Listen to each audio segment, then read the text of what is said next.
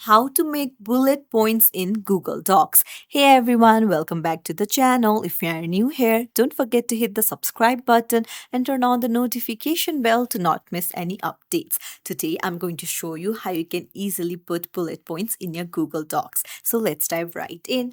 Open up your Google Chrome and then go to your Google Docs document.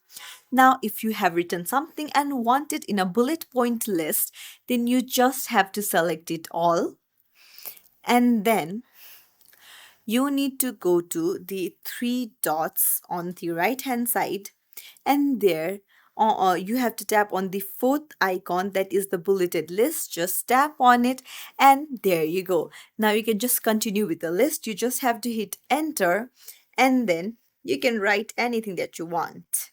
So it's as simple as that. If you found this tutorial helpful, don't forget to like and subscribe to our channel for more useful tips and tricks. Thank you for watching.